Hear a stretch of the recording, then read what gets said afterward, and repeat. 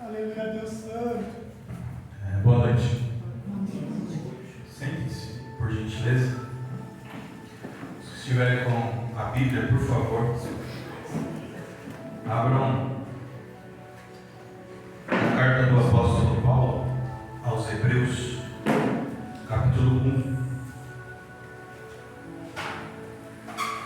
versículo 7.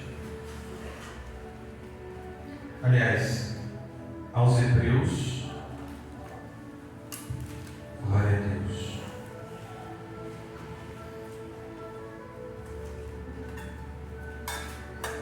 Capítulo 1 e versículo 5. Carta do apóstolo Paulo aos Hebreus, capítulo 1 e versículo 5. Glória a Deus.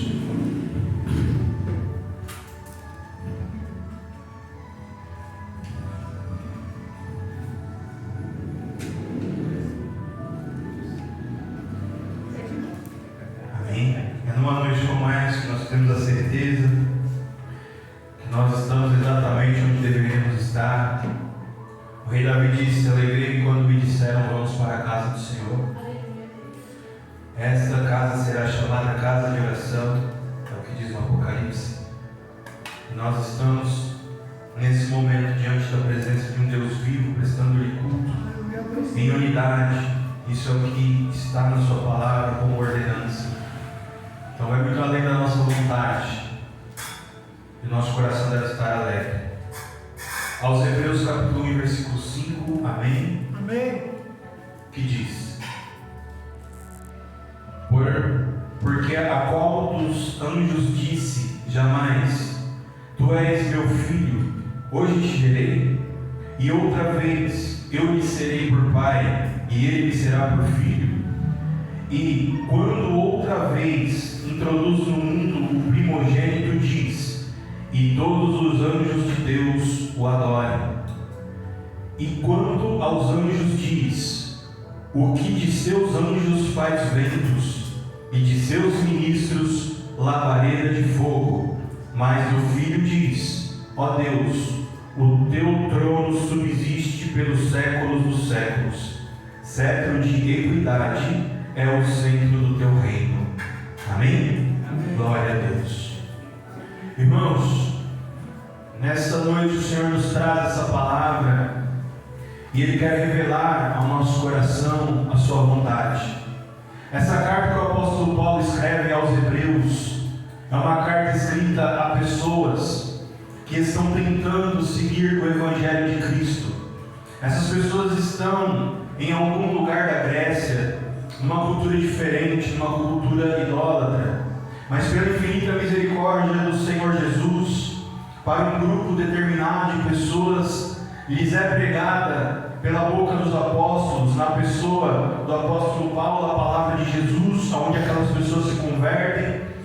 Paulo segue as suas viagens missionárias, deixando ali plantada nessa região da Grécia uma igreja, e aquele grupo de pessoas tem uma missão muito difícil, que é de seguir o Evangelho de Cristo no meio de uma nação de pessoas que não conhecem, não ouviram falar e também não querem saber quem é Jesus. Já ouviu aquela frase? Eu não sei, eu não quero saber e eu tenho raiva de quem sabe. Só que aquele grupo de pessoas está tentando seguir com uma igreja no meio de pessoas que já têm um Deus, que já têm uma religião, que já têm uma forma de enxergar o divino. Pessoas que odeiam tudo que é diferente daquilo que elas acreditam. Só que o apóstolo Paulo abre aquela igreja e ele vai embora. E antes de ir embora, ele ensina o que aquelas pessoas precisam fazer. A questão é que o ser humano, quando ele é deixado sozinho com alguma coisa para que ele faça, ele vai entender que ele pode fazer do jeito dele. E a gente tem alguma dificuldade em seguir ordens. Glória a Deus. Tanto é que para sermos obedientes nós precisamos de algum sacrifício. E se nós observarmos a palavra do Senhor, nós vamos entender que uma moeda muito valiosa no céu chama-se obediência. Ela é valiosa porque é muito difícil de você conseguir. Por que o dinheiro tem valor? Porque é difícil conseguir dinheiro. O dinheiro trabalhado, o dinheiro honesto, é uma das coisas mais difíceis que nós vamos conseguir na nossa vida. Nós vamos lutar muito para aprender uma função, uma profissão. Nós vamos entregar muitas horas dos nossos dias para receber muitas vezes algo que nos parece injusto, que nos parece pouco, que vai dar muito trabalho para conseguir. E no céu, a moeda da obediência, ela tem valor, porque Deus sabe que para o ser humano é muito difícil de obedecer qualquer coisa, qualquer regra. Nós precisamos, como está escrito na palavra do Senhor, levar cativo o nosso pensamento para nós conseguirmos obedecer alguma coisa. A verdade é que com o tempo, aquelas pessoas, na dificuldade de obedecer aquilo que o Evangelho determina, elas começam a ter dúvidas, começam a desanimar, porque elas estão num contexto de muita dificuldade. Então o apóstolo Paulo, motivado pelo Espírito Santo, escreve para aquela igreja uma carta. Mas é uma carta que ele escreve relembrando o que ele tinha já ensinado para aquelas pessoas, reanimando a fé delas, lembrando elas daquilo que talvez, por causa das lutas do dia a dia, do contexto difícil na qual elas estavam inseridas, elas acabaram esquecendo e deixando de lado. E eu estou pregando aqui para pessoas que conhecem o Evangelho, mas talvez por causa das lutas do dia a dia, do cansaço espiritual e de tudo que você vem enfrentando na sua vida, tem sido difícil obedecer algo que um dia você aprendeu. Tem sido difícil você se lembrar que Jesus Cristo, Ele morreu, é verdade, mas Ele ressuscitou ao terceiro dia. E saiu da sua boca as seguintes palavras: filhinhos, tem de bom ânimo, porque eu venci o mundo. Às vezes a gente se esquece daquilo que Jesus nos ensinou no dia da nossa luta, no dia da nossa prova. Sabe aquele dia que você pensou que ia morrer, que ia dar tudo errado? Aquele dia que talvez faltou a provisão, que não tinha ninguém do seu lado para te ajudar, mas aí você fez uma oração, e como que se o céu aberto veio um milagre, alguém que não conheceu o teu problema, uma porta se abriu e algo poderoso aconteceu na tua vida. Naquele dia você sentiu alegria, porque a tua boca sentiu o gosto do milagre, e aí você disse: eu quero servir esse Deus, não importa o que eu preciso fazer, não importa as regras que eu tenho que obedecer ou que eu tenho que mudar na minha vida, Deus fez algo que só Ele e eu sabia, então agora eu tenho certeza que Jesus existe. E aí você começou a seguir o Evangelho, mas você começou a seguir o Evangelho no mundo onde jaz o maligno, onde as pessoas se odeiam. Só que na verdade as pessoas não se odeiam. Sabe o que as pessoas que não conhecem o Evangelho, elas odeiam? Elas odeiam Jesus. É difícil de colocar todas essas palavras numa frase, né? Pessoas que odeiam a Jesus. Porque o que é, no final das contas, Jesus? Ele é o que simboliza tudo que é bom, tudo que é agradável, tudo que é santo, tudo que é reto, tudo que é verdadeiro, tudo que é profundo, tudo que é justo, tudo que é soberano, tudo que é poderoso, tudo aquilo que Ele é. E quando o pecador olha para Jesus, o que ele enxerga? A verdade e a realidade sobre ele mesmo. A questão não é que Jesus, Ele não gosta do pecador, Ele não gosta do pecado, o pecador Ele ama. Você sabe qual que é a etimologia da palavra pecado? A origem dessa palavra significa errar o alvo. Pecado significa errar o alvo. Sabia que Jesus, Ele não tem problema nenhum com o pecado? O problema de Jesus é com a iniquidade. O que é a iniquidade? Prazer de viver em pecado. Glória a Deus. Então quem que vai pecar? Alguém que está tentando acertar. Essa igreja aqui dos hebreus lá na Grécia, eles estão tentando acertar, tentando servir Jesus num lugar onde ninguém quer servir Jesus. Então de vez em quando eles vão errar, vão desanimar, vão cansar, vão pregar alguma coisa que não devia ter pregado, vão cantar alguma coisa que não devia ter cantado, na hora de evangelizar vão falar alguma coisa que não deveria ter falado, porque eles erraram tentando fazer aquilo que era certo. Jesus ama isso. Jesus ama quando a gente dobra o joelho. Glória a Deus. E na nossa oração a gente fala assim: Jesus, perdoa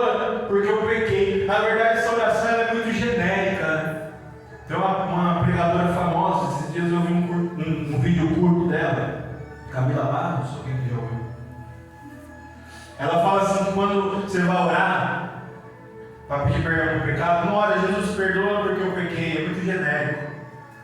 Ora sim, que a gente pega sem saber. Mas a oração verdadeira para Jesus perdoar o teu pecado é quando você dá um nome para Ele. Porque a gente sabe quando a gente erra. Eu gosto de orar antes de dormir, porque eu faço um resumo do dia todo. E na minha oração do pecado, o que eu falo? Jesus, me perdoa, porque hoje eu falei mal do meu irmão e eu não deveria ter falado. Jesus, me perdoa porque eu sonhei um sonho que o Senhor não tem para mim. E eu nem sei se é isso que eu tenho que sonhar. Sabe o que é você lembrar o que você fez de errado e falar: Jesus, eu estava tentando acertar o alvo, mas eu errei. E eu errei aqui, então me perdoa. Sabe por que eu estou te falando isso? Porque existe um versículo que ele diz assim, ó, glória a Deus: Deus não suporta um coração quebrantado. Ele não resiste, perdão, não é suporta. Ele não resiste a um coração quebrantado. Alguém que se arrependeu do mal que fez. Glória a Deus. Eu estou contando isso para vocês porque tem uma revelação por trás dessa palavra. Existe algo que vai nos afastar do Evangelho de Jesus.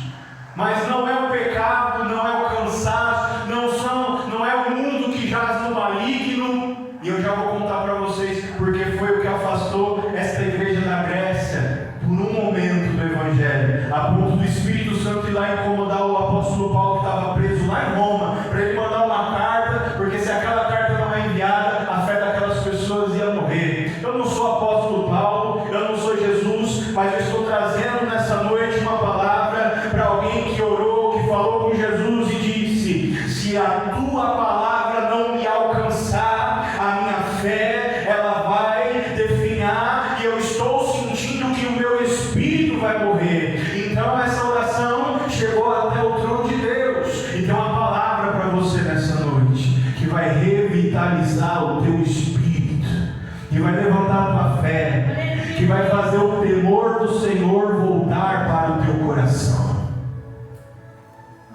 Assim está escrito: o temor do Senhor é o princípio da sabedoria. Livro dos Provérbios de Salomão. A gente perde o temor do Senhor quando a gente esquece que Ele existe. Glória a Deus. A igreja, esta igreja a qual o apóstolo Paulo ainda vai enviar a carta, ela está abalada, mas ela ainda está viva.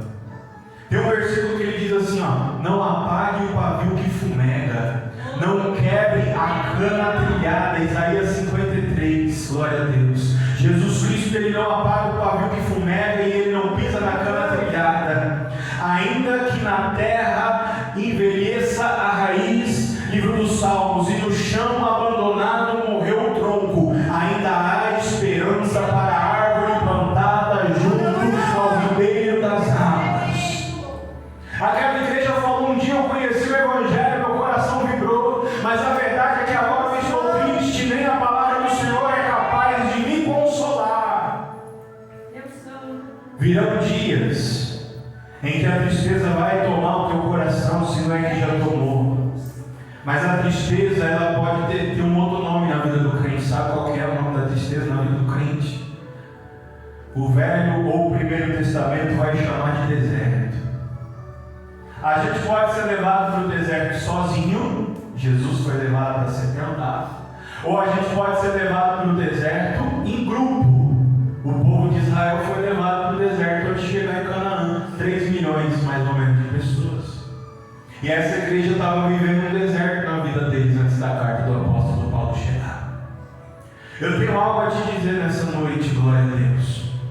Algo muito simples está te separando de viver a promessa do Senhor na tua vida. E sabe o que é isso? É algo que Satanás, o inimigo da sua alma, quer que você acredite que não está nas tuas mãos para ser resolvido. A principal revelação dessa noite é a seguinte: a parte de Deus já está feita, mas existe algo que você precisa fazer. Naquilo que você tem que fazer, Jesus não vai mover uma palha, mas naquilo que você não tem condições de fazer, Ele moverá os céus e a terra, mas algo vai acontecer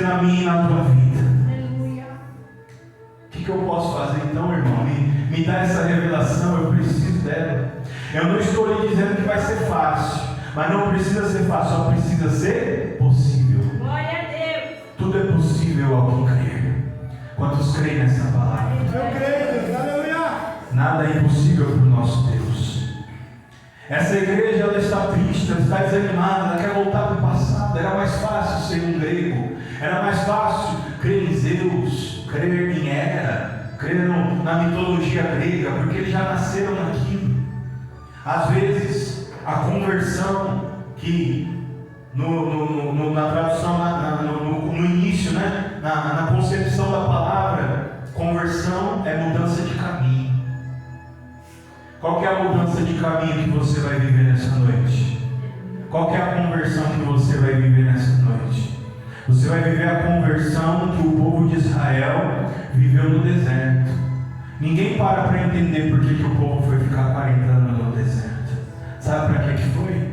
Para se converter. Irmão, conversão não é mudança de caminho? Vai mudar o caminho. Vai trocar o caminho de escravo para livre. Quantos estão ouvindo essa palavra? Aleluia. Qual que é o caminho do escravo? Obedecer até a morte. E qual que é o caminho do livre, do liberto? Ser livre até depois da morte. É uma conversão. Uma vez eu ouvi uma frase da minha mãe. Eu sempre vou lembrar enquanto minha mente funcionava. Um dia ela disse assim para mim, talvez ela nem lembre: para as coisas ruins, para as coisas boas chegarem na tua vida, primeiro as coisas ruins têm que sair. Quem aqui está ouvindo isso? Aleluia. O espírito de fortaleza chegar, primeiro a fraqueza tem que sair. Aleluia. Para a alegria chegar, a tristeza, a depressão, a angústia, elas têm que sair. Irmão, mas eu não tenho força de lutar. Ei, luta até onde der, porque quando não der, Jesus vai se levantar, mas você tem que levantar até onde dá. Glória a Deus. Eu não consigo sozinho, mas ninguém disse que você está sozinho, mas alguém está dizendo que você tem que dar o primeiro passo. Irmão, é muito longe para mim chegar. Ninguém está falando que você vai chegar sozinho, mas alguém está dizendo que você tem que dar pelo menos o primeiro passo. Sabe por que o Espírito Santo foi incomodar o apóstolo Paulo para escrever uma carta que ia ressuscitar a fé daquela igreja? Porque mesmo tendo pouca força, eles dobraram os seus joelhos. Glória a Deus. Aleluia, Jesus.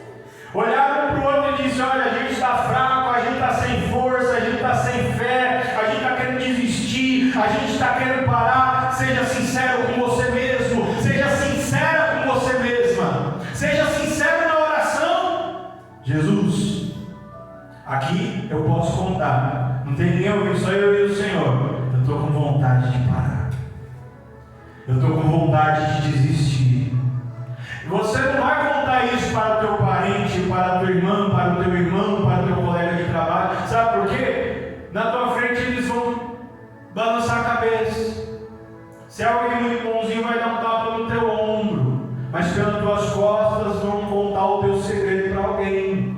Mas não é porque eles não prestam, é porque são filhos e filhas de Adão como eu e você. Às vezes a gente se frustra porque a gente espera demais das pessoas. Só que a gente não é melhor do que quem falha com a gente. Quem está ouvindo isso aqui? Aleluia, Deus. Por que você está falando isso? Porque o Espírito Santo está me revelando que tem alguém aqui que parou no caminho porque magoou com alguém. Deixa eu falar algo para você. Essa pessoa não fez pior do que o que você faria ou o que você já fez com alguém pelo caminho. Mas tem um que não vai falhar com ninguém. Sabe por que a gente não consegue dar o próximo passo? Porque a gente entende que já acabou. Israel chegou no deserto e falou: acabou, vamos morrer aqui. O próprio Deus falou para Moisés: eu vou matar todo mundo e vou fazer um povo a partir de você. Mas não foi Deus que desistiu do povo, foi o povo que desistiu de Deus.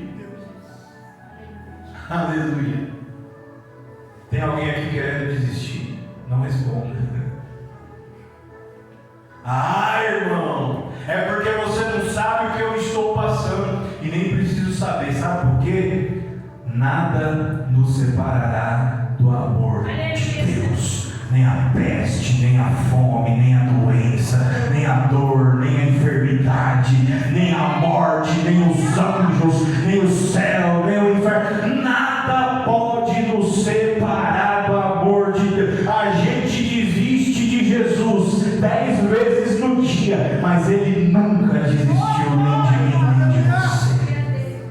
Eu creio. Aquela igreja falou: olha, a gente quer parar, a gente não vai conseguir.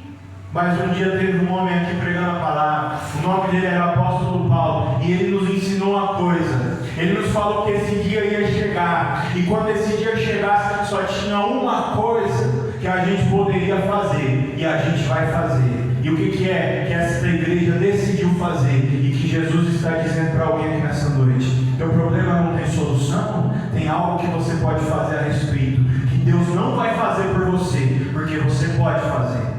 E o que é isso, meu irmão? Isaías capítulo 33, versículo 3. Clama a mim, glória a Deus, e responder-te-ei, e anunciar-te-ei coisas grandes e firmes que você não sabe. Deus fiel, aleluia. Tem alguém aqui que é mais santo, ou que o poder de Deus desceu mais na tua vida do que na vida do profeta Elias? Tem alguém aqui nessa condição? O Elias, o grande Elias que não viu a morte, que foi assunto ao céu num carro de fogo, lembra dele? Um dia ele sentou embaixo com um pé de zimbro e falou assim: ó, não adianta, não quero mais esse negócio de ministério. E aí desceu o anjo e falou: o que está acontecendo, Elias? Elias triste, com depressão, falou: olha, só eu sobrei para servir a Deus. Ninguém naquela terra, nem naquela nação quer saber de Deus. Eu desisto. Ah, meu irmão. E aí Deus tinha algo para revelar para ele. Elias ainda tem 7.000. Todo joelho que não dobrou e toda boca que não beijou Baal. Eles estão orando e jejuando por você. E é por isso que eu estou te dando ordem. Te levanta. Eu creio, Deus Santo. Coisas grandes e firmes que não sabes. Deus já tem algo preparado para você. Senão você não estaria mais aqui. Quantas pessoas talvez hoje, ontem, anteontem, semana passada, foi o último dia da vida delas e elas tinham tantos planos. E você, né? Talvez esteja pensando: poxa vida, né? Já acabou. Você tem coisas que Deus quer te revelar que você não sabe. E qual que é a chave da revelação? Clama a mim. Glória a Deus. Irmão, a única forma da revelação de Jeová não chegar na tua vida é se você não quiser. Porque essa palavra, ela é aberta. Ela está falando com todos nós. Ela não tem um endereço. Quando ele diz clama a mim, é para quem estiver ouvindo esta palavra. Quem está precisando de uma resposta, quem está precisando de uma palavra, quem está precisando de uma revelação. Você tem algo a fazer. Você precisa clamar a Jesus. E essa igreja fez isso. E eles começaram a orar. E o Senhor enviou o seu Santo Espírito até o apóstolo Paulo. E ele se levantou e começou a escrever. Irmão, por que uma carta escrita por um homem mudou o ânimo de uma pessoa? Porque existem pessoas que são caras, que são importantes para nós. Dependendo do que você ouvir da minha boca, não vai mudar nada na tua vida. Mas se você ouvir do seu filho, vai mudar. Dependendo daquilo que sai da boca da tua esposa, vai fazer um impacto na tua vida. Dependendo do que você ouvir, minha irmã, da boca do seu marido, vai fazer a diferença na tua vida. Se for o teu pai, se for a tua mãe, tem alguém pela qual a boca faz o teu coração tremer.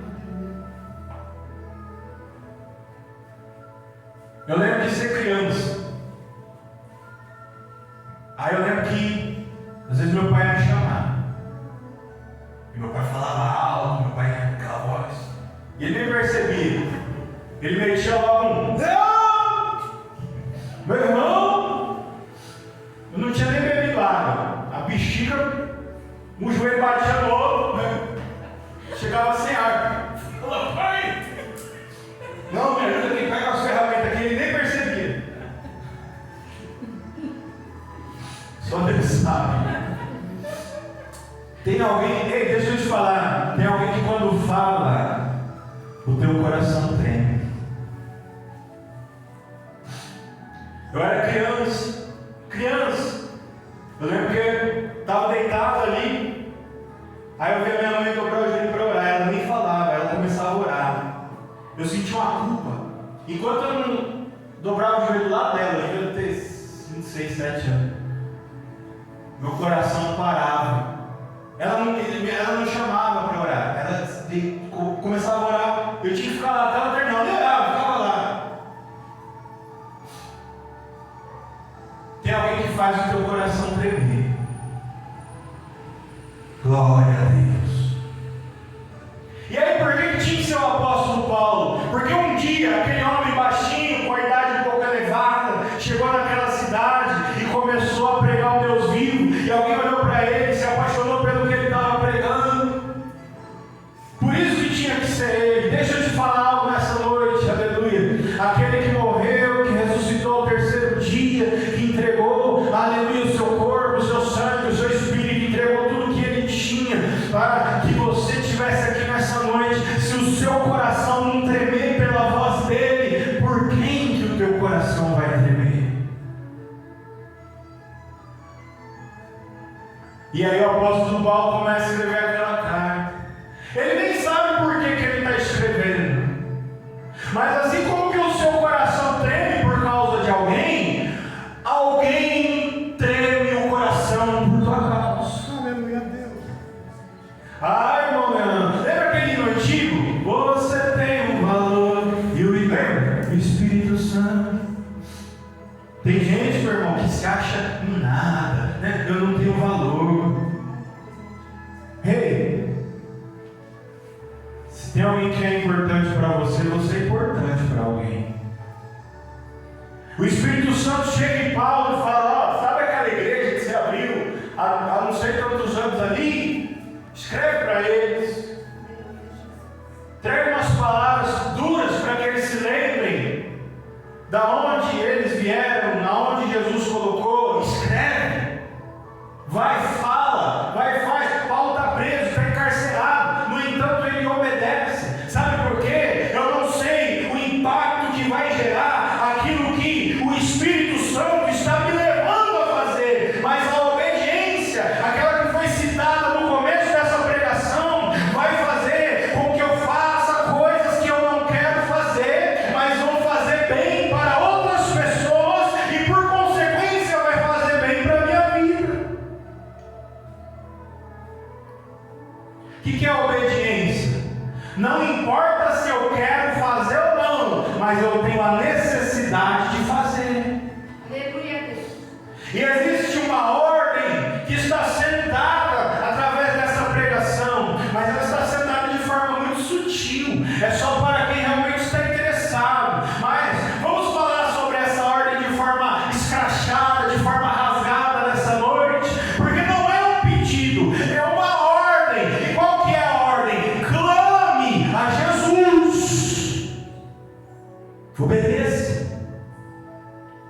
Ele está ordenando: clame a mim. E por que da ordem? Muito embora uma ordem não precise ser explicada, não é por causa dele. Ele não quer que você clame para te humilhar, para que ele sinta bem. É porque o clamor é o caminho pelo qual, o único caminho pelo qual ele pode vir a você. Quantos aqui estão ouvindo? Aleluia.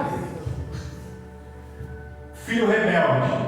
Se Deus quiser, ele me abençoa. Ele não é Deus, ele me abençoa do jeito, na hora que ele quiser. Se ele é Deus, ele vem em qualquer hora. Ele não é Deus, filho rebelde. Filho obediente. Me diz o que eu preciso fazer para que tu me abençoes.